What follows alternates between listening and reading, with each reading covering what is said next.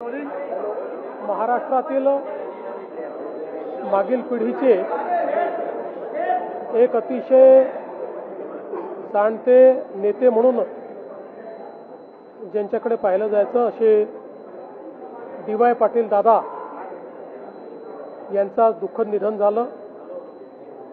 आपल्या सर्वांनाच कल्पना आहे की राजकारण, सहकार, शिक्षण, उद्योग या प्रत्येक क्षेत्रात अतिशय गुणात्मक कार्य हे डी.वाय. दादांनी उभं केलं आणि विशेषतः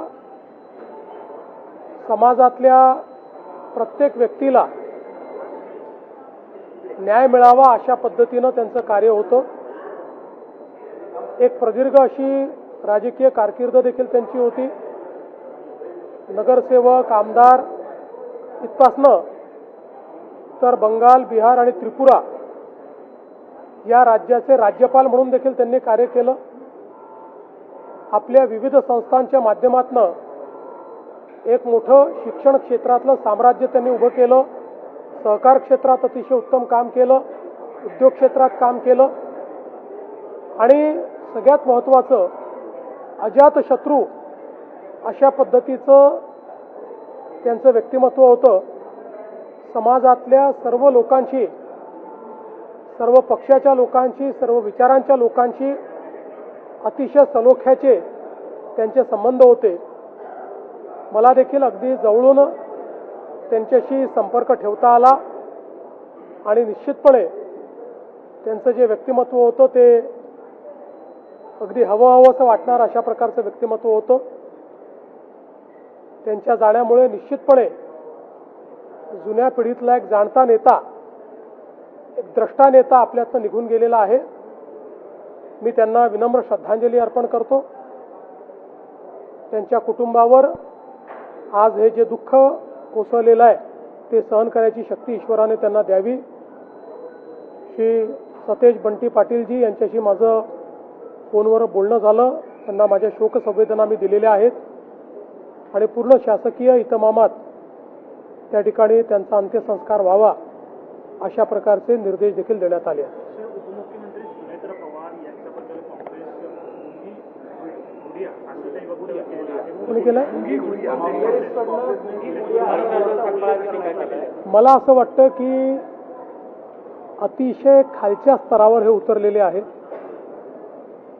मुळामध्ये यांना कुठलाही रिस्पॉन्स मिळत नाही, कोणी विचारत नाही। त्यामुळे न्यूजमध्ये येण्याकरता अशा पद्धतीचं काम चाललेलं आहे।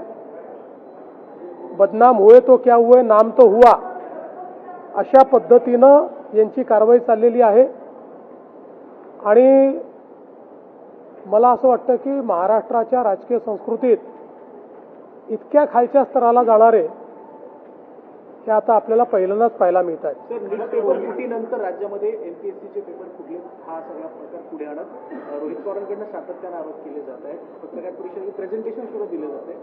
मी कुठलंही प्रेझेंटेशन वगैरे आज बघितलेलं नाही, पण यापूर्वी त्यांनी ज्यावेळेस आरोप लावले त्यावेळेस त्याचं उत्तर स्वतः एमपीएससीने दिलेलं आहे आणि एमपीएससीने त्या संदर्भात जरी 3 महिन्यांनी आरोप झालेला असला तरी पोलीस कंप्लेंट केलेली आहे आणि पोलीस चौकशीची मागणी स्वतः एमपीएससीने केली। पोलिसांचे फेक आयडी आहेत ते तयार केले आणि पगार बंधन आहे ते घेतलेलं आहे अशा पद्धतीने हा 2020चा घोटाळा आहे, आजचा नाही आहे।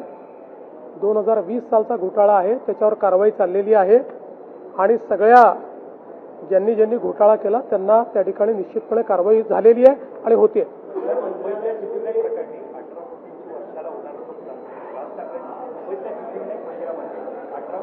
वर्षाला होणारं नुकसान हे राज ठाकरेंनी सुद्धा त्यांच्या पत्रात वाचू लागलं। मात्र या प्रकरणात सीआयडी चौकशी व्हायची मागणी ही प्रत्येक होताना पाहायला मिळते, तो होईल का? बघा, कुठेही शंका निर्माण झाली आणि पुरावा असेल तर चौकशी झालीच पाहिजे। त्यामुळे निश्चितपणे या संदर्भातली सगळी चौकशी केली जाईल। सर, खुनाच्या संशयिताला पुण्यामध्ये बोनेटवर पोलिसांनी झेंड वगैरे काढली होती, त्या संदर्भात राज्य मानव अधिकार आयोगानं नोटीस देखील पाठवली। मला माहित नाही, मी नोटीस बघितला नाही।